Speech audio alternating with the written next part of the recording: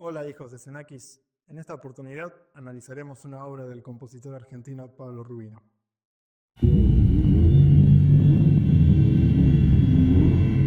El aspecto que destacaremos de la obra será el de la espacialidad. Espacialidad. Espacialidad. Espacialidad. Espacialidad. Espacialidad. Pero primero, un breve recorrido histórico. La elaboración del espacio no se incorporaría de forma generalizada en la práctica musical sino hasta el siglo XX. Tal vez porque la sintaxis cristalizó en torno de ciertos parámetros, haciendo de otros como la espacialidad, completamente insignificantes para su estructuración. Pese a esto, desde los albores de la modernidad, los compositores de alguna manera buscaron ponerla en juego. Les presento a Gabriel. Él tenía a su disposición la Basílica de San Marco en Venecia, donde podía fragmentar a un ensamble y disponerlo en las varias galerías de la nave principal del edificio. Esto le permitiría acentuar la forma por contrastes de la ubicación de las distintas bandas sonoras.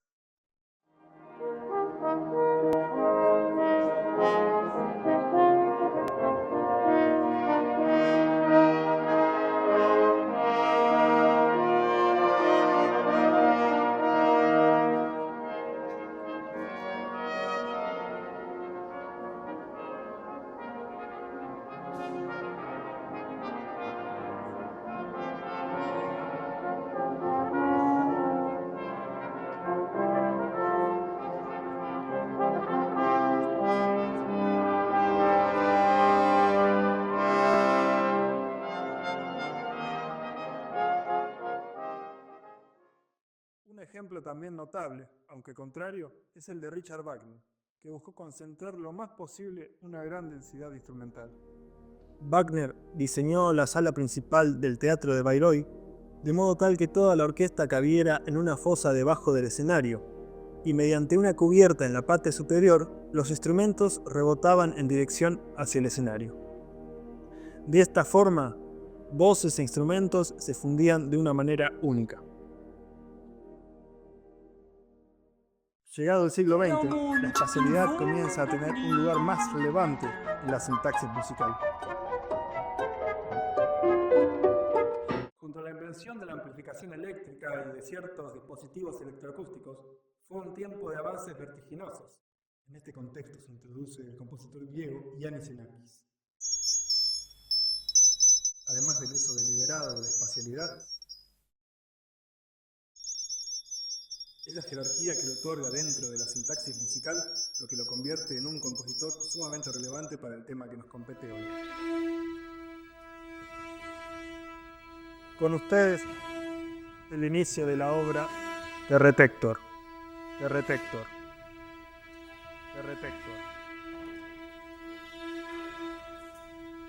Xenakis solo pide un sonido. Solo pide una sección de la orquesta, las cuerdas. En la intensidad, un crecimiento y una disminución. Un tratamiento de canon, que si no fuera por la disposición muy peculiar con la que organiza la orquesta, la obra sería completamente estática. Pero como verán en la siguiente imagen, este ordenamiento de la orquesta se entrelaza con el público que se ubica dentro mismo de la orquesta. El sonido viaja de un lugar a otro. Finalmente, luego de pasos agigantados, llegamos desde la temprana modernidad hasta el siglo XXI.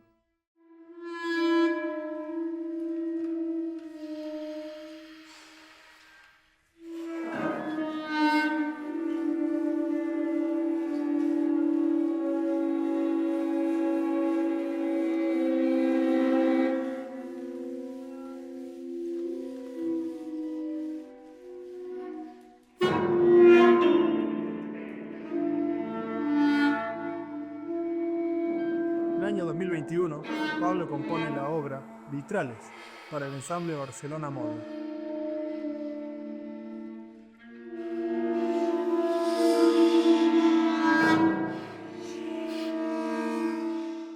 Acerca de la obra, el compositor escribió: Una de las ideas principales de la obra es formar imágenes sonoras en las que cada miembro del ensamble funciona similar a una pieza de vidrio en un vitral, aunque aparentemente insignificante, necesarias para la imagen total.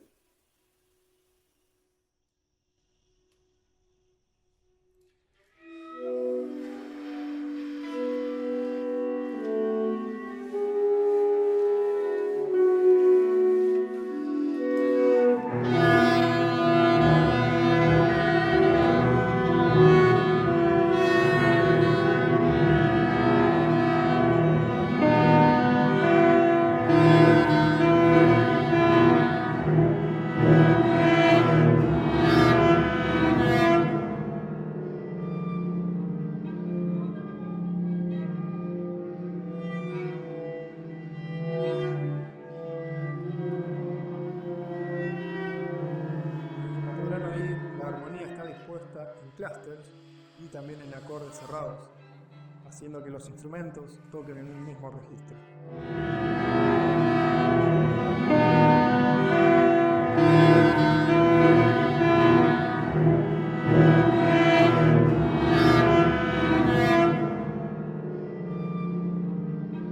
Así, la textura se organiza en dos grandes estratos. Por un lado, el sonido de altura puntual, por otro, el ruido grave.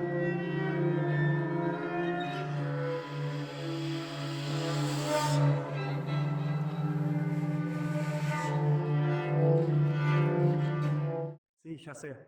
A todo esto te estarás preguntando: ¿y la espacialidad? Espacialidad. Espacialidad. Espacialidad. Espacialidad. Ah, ¿te gusta la espacialidad? Entonces, basta de Sasa y vayamos a las partículas.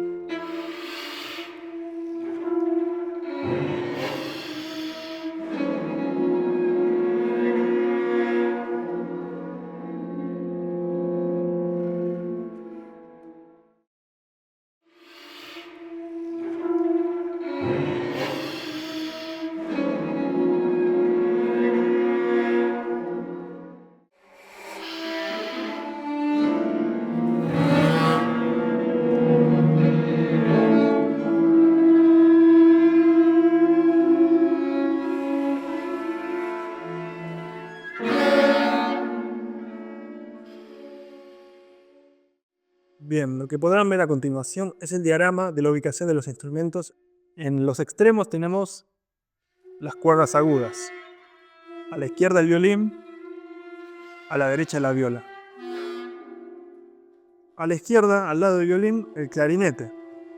A la derecha, al lado de la viola, la flauta. En el centro a la izquierda, el violonchelo. Y en el centro a la derecha, el saxofón. El piano está al fondo a la izquierda. Muchos recorridos que hacen ciertos sonidos, alturas puntuales o sonidos de aire, de ruido, van desde la derecha hacia la izquierda, otros a la inversa. Son de esas características los que veremos a continuación. Entonces, si un sonido viaja de izquierda a derecha, la secuencia de instrumentos será la siguiente: violín, clarinete, violonchelo, saxofón, flauta y viola. En cambio, si el recorrido es a la inversa, de derecha a izquierda, la secuencia será la siguiente: viola, flauta, saxofón, cello, clarinete y violín. Bien, acá lo interesante es que atacan juntos y la sustracción está pañada. La viola, como habíamos visto, a la derecha se va primero, después se va a la flauta, después se va al saxofón, el violonchelo y luego el clarinete y el violín juntos. Como habíamos visto con la armonía, son muchas notas cercanas. Veámoslo con un clúster. Nota más grave, si pensamos en el piano, tenemos el re sostenido. La nota más aguda, la 3/4 de tono bajo.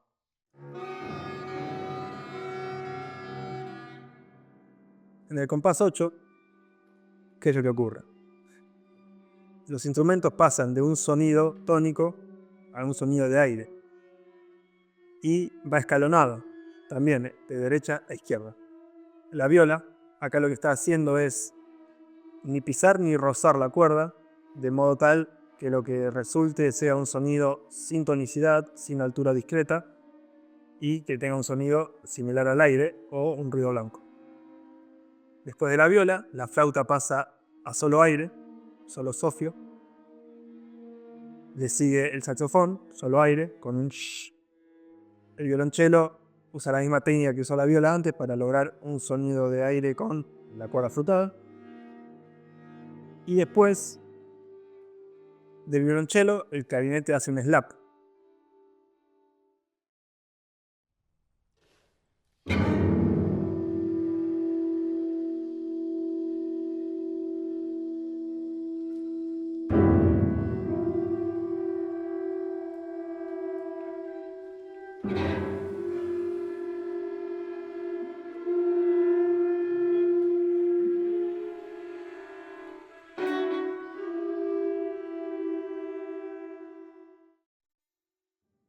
Bien, compás 46. Tenemos un evento muy similar al del comienzo de la obra. Sustracción de izquierda hacia derecha. Es decir, que en este caso el último sonido va a quedar de derecha, al contrario que lo que pasó en el primer ejemplo que vimos. Violín. Bien, ahí tenemos lo que habrán visto en algún momento del video, que es la hoja frotada contra el suelo, que es una manera de desarrollar el material del aire, del ruido blanco, del timbre más de altura no puntual. Después del violín, el clarinete se incorpora con este sonido de la hoja de papel en el suelo, y así, como ya adivinarán, sigue el violonchelo, saxofón, luego la flauta y por último la viola. Bueno, compás 63. Acá dices, ruido se panea de izquierda a derecha, en pares o en crecimiento. Violín y clarinete juntos realizan un mezzo forte, de un sonido de aire. Fíjense, acá el violín, ahora sí, hace con rigor un sonido de aire, porque acá tiene el fonema sh, consonantes, mientras está tocando ordinario sobre las cuerdas.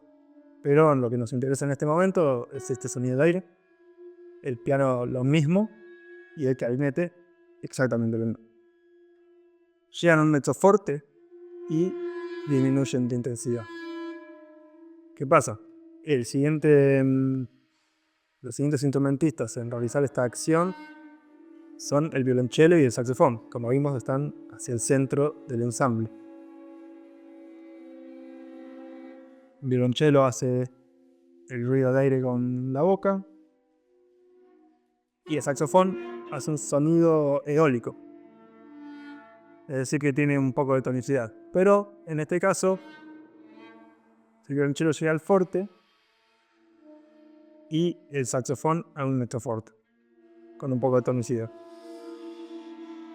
Luego, la viola y la flauta, es decir, hacia la derecha, llegan primero la flauta a un fortísimo y la viola a un triple forte, por el sonido de aire. En el siguiente compás ocurre lo mismo, pero un poco más lento. Y en azul lo que marqué es que estos instrumentos que están señalados en un compás hacen una altura, un acorde, digamos, y en el siguiente compás ese acorde está afinado un poco más abajo. Bueno, hay cosas interesantes por mencionar. Podemos hablar de lo que pasa con la métrica. Por ejemplo, tenemos un compás de 4 tiempos en el que el último tiempo es una semicorchea más corto que los anteriores. Rítmicamente no hay ningún sonido pulsado, no hay nada que nos dé ese indicio. Pero ¿qué pasa? Controlar, digamos, la tasa de crecimiento de los sonidos de aire o tónicos. En este caso vemos que el último tiempo es más corto, entonces todo lo que suceda ahí va a ser más breve. Si hay un crescendo o un diminuendo, ese diminuendo va a ser mucho más corto que, por ejemplo, el que hay en el segundo tiempo. En ese sentido, como vimos, quiero remarcar eso de la obra que a mí me resulta interesante, que muchas veces vamos a encontrar que la métrica está subordinada a este tipo de fenómenos, que son la sustracción o que es el control de un crescendo, para lograr un crescendo exponencial.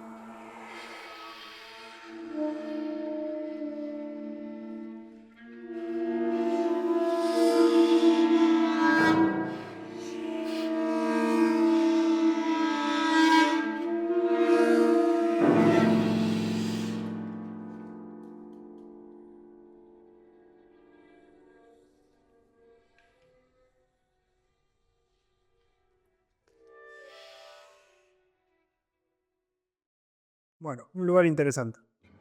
Por un lado, tenemos en color verde el violín y el clarinete. ¿Dónde estaban? Sí, a la izquierda. ¿Qué están ejecutando? Bueno, una cuarta justa, si un cuarto tono alto, mi un cuarto tono alto, con una rítmica en unísono. Si se fijan, están con ligadura y con tenutos. Eso significa que, por ejemplo, en el violín vamos a tener una misma dirección de arco, pero sobre cada nota mayor velocidad. Lo que el compositor está buscando es un vibrato de intensidad. Viola y flauta, es decir, a la derecha, tenemos la misma quinta, también el mismo gesto de vibrato, de intensidad, de oscilación de la dinámica, con otra rítmica. Hablando del paneo, bueno, vamos a escuchar unas dos oscilaciones diferentes según donde prestemos atención, si a la izquierda o a la derecha. Por otro, en rojo, tenemos un sonido que aparece y se va relevando en cada instrumento. Entonces aparece en la viola, a la derecha, pasa la flauta y ya como adivinarán, de la flauta al saxofón, del saxofón al violonchelo, del violonchelo al clarinete, del clarinete al violín. Escuchemos.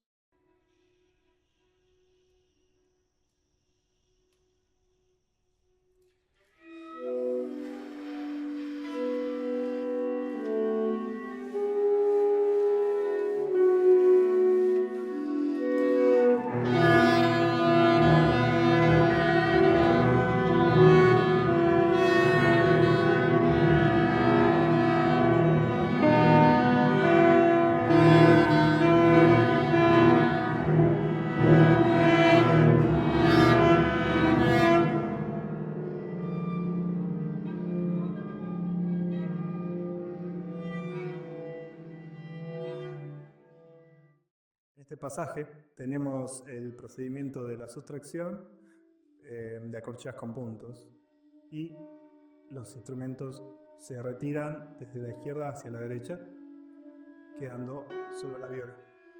Bueno, aquí tenemos marcado el piano, porque el piano realiza este procedimiento de la sustracción, que va a ser en orden de alturas, lo que después será en cuerdas y maderas.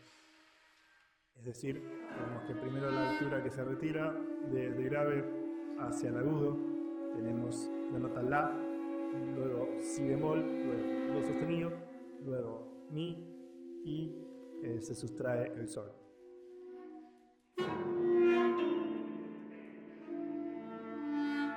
Bien, así que si se fijan, en este caso pasa lo siguiente. Tenemos como altura más grave el La, misma que estuvo en el piano antes, y ese La está en el violín. La siguiente altura más grave de la armonía es el Si bemol, y está en el clarinete, el instrumento que le sigue, en el paneo. Luego el violonchelo con el Do sostenido, el saxo con el Mi, la flauta con el Fa y la viola con el Sol. ¿Qué significa esto? Que hay instrumentos, por ejemplo, comparemos el violín con el violonchelo. Hay instrumentos que son más agudos, que tienen una tesitura más aguda que otros, como es el violín para el violonchelo, que sin embargo están en el registro más grave, porque en este caso se combinan en orden de tesituras en espacialidad. Bien, en este pasaje tenemos lo que pasa al clarinete, en este caso con un frulato, y como ya se imaginarán, del clarinete al violonchelo, de nuevo con trémolo, al saxofón con frulato, a la flauta con frulato y a la viola.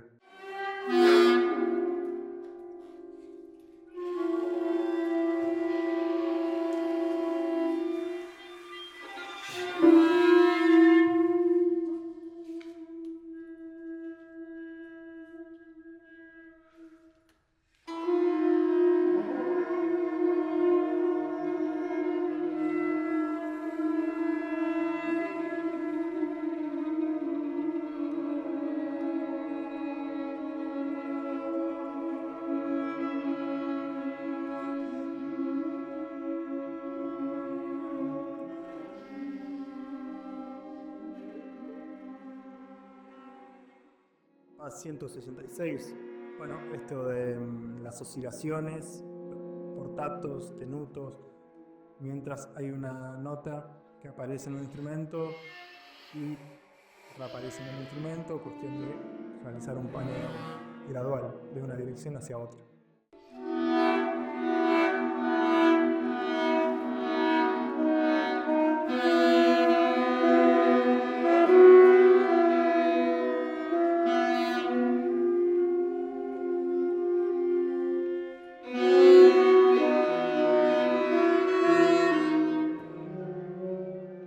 De la obra, como verán, siendo desde el último evento marcado en verde, todos los instrumentos de la derecha realizan un sonido, un ruido blanco, y antes lo que pide acá es algo que escapa a la técnica tradicional del instrumento por mucho, que es una nota tenida. Realizan esa nota, por ejemplo el violín, el re, tiene que cantar y con el pie hacer ese movimiento circular para frotar la hoja contra el suelo. Entonces cada una de estas acciones se sustraen en un ritmo diferente.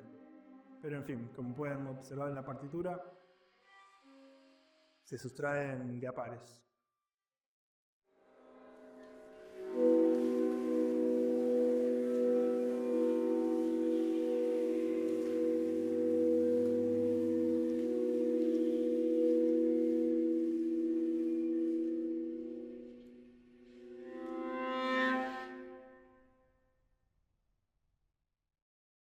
Muchas gracias por acompañarme en esta aventura espacial. Sigan componiendo.